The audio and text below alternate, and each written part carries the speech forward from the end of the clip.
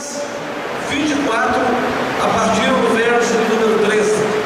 Ia dois deles para uma aldeia que distava de Jerusalém 60 estádios, cujo nome era Emaús, e iam falando entre si de tudo aquilo que havia sucedido. E aconteceu que, indo eles falando entre si e fazendo pergunta um ao outro, o mesmo Jesus se aproximou e ia com eles, mas os olhos deles estavam como que fechados para que eu não conhecesse.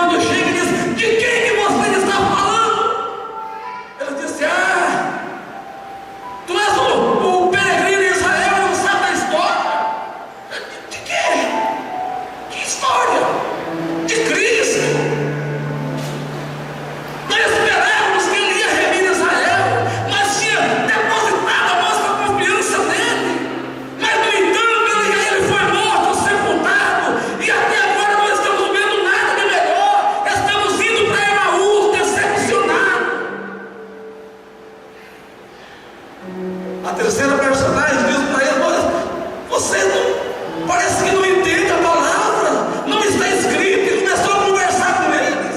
E a Bíblia diz que quando vai escurecendo, ele vai chegando em Emaús e fala: por que o Senhor não fica conosco? Já é tarde. Não é bom que viaje à noite. Ele disse: tudo bem, porque, irmão, se tem alguém que não rejeita um convite seu, é Jesus. Se você convidar ele nesta hora para entrar na sua casa, ele está pronto para entrar na sua casa, para cear contigo ali. Se você disser a ele nessa noite: Jesus, entra no meu coração, ele está pronto para atender o seu convite, porque ele não rejeita convite de nenhum Deus filho. E quando Jesus entra na casa, a Bíblia diz que ele pega o pão e dá graça. Aqueles dois homens estavam ainda tontos, não sabia o que estava acontecendo. Um homem que eles não conheciam na casa deles. E quando eles dá graça, que ele abre os olhos, aquele homem não estava. Aí eles foram entender, dizendo: olha, quando nós vimos no caminho que aquele homem conversava com a gente, você não sentiu algo diferente na sua vida? Sim, eu senti. Eu quero dizer para você, você nessa noite pode até estar atravessando o caminho de Emaús. Nessa noite, quem sabe você está andando nesse caminho e não está entendendo. Jesus, eu já orei e até agora não recebi o que eu quero. Eu quero dizer para você: não fique preocupado, não reclama, não murmure, porque no caminho de Emaús, Jesus está chegando para te atender, para falar contigo, para alegrar e te dar uma nova esperança de vida. Ele disse: porventura, moço, você não sentiu algo diferente no coração? Senti. Olha, aquele homem era Jesus, e a Bíblia diz que aqueles homens voltaram correndo. Voltaram, irmão. Quem está andando no caminho de Emaús, quem está na luta, na dificuldade, enfrentando problema, ele não consegue correr, ele não consegue olhar adiante, porque quem está passando pelo caminho de Emaús, ele está só reclamando e murmurando. Se fosse nós hoje, nós sair andando assim pelo caminho de Emaús, dizendo: o pastor não olha para mim, não me vê. O pastor Washington diz que é meu amigo, mas até agora não fez nada a meu favor. O líder de jogos não me dá nem moral. E assim, a toada é essa aqui, ó. Quem está no caminho de Emaús não consegue correr porque está olhando só no chão. Mas quando eles perceberam que era Jesus que estava caminhando com eles, a Bíblia diz que eles saem correndo para Jerusalém. Era quase 12 quilômetros de distância, era um pequeno espaço de tempo que eles gastavam, mas eles saem correndo e gritando: Jesus ressuscitou! Tem um hino que alguém canta por aí dizendo, que diz assim: ele dormiu lá em casa, fez o meu lar renascer. Na verdade, Jesus não dormiu lá, é uma equipe grande do compositor, sei lá, é a ideia dele, mas isso acontece, é normal, no meio dos compositores evangélicos, até nos outros também. Naquele dia nem os discípulos conseguiram dormir na casa deles, irmão. Quando deram graça no pão, que Jesus desapareceu, eles saíram correndo. A Bíblia diz que eles voltaram correndo e gritando: Jesus ressuscitou! Ele esteve lá em casa, passou lá. Ele esteve lá em casa, ele partiu o pão, ele orou conosco, viajamos com ele no caminho de Emaús. Foi uma festa para os discípulos, aqueles dois discípulos que estavam sem esperança de vida, que pensavam que tudo já tinha acabado, reclamando da situação. Eles agora têm uma visão ampla. Eles disseram: vamos de novo para Jerusalém, porque lá está a bênção para nós.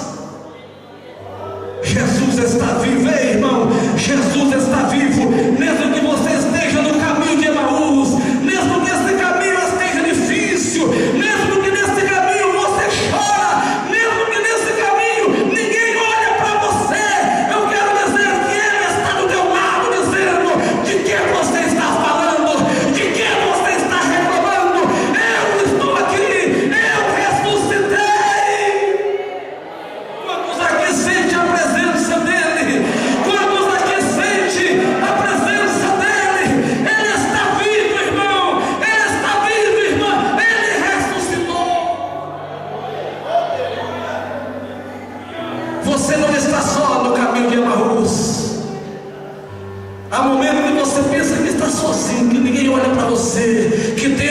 esqueceu. Tem gente que até diz o seguinte: a minha oração não está passando o teto. Irmão, e quem disse que precisa de passar?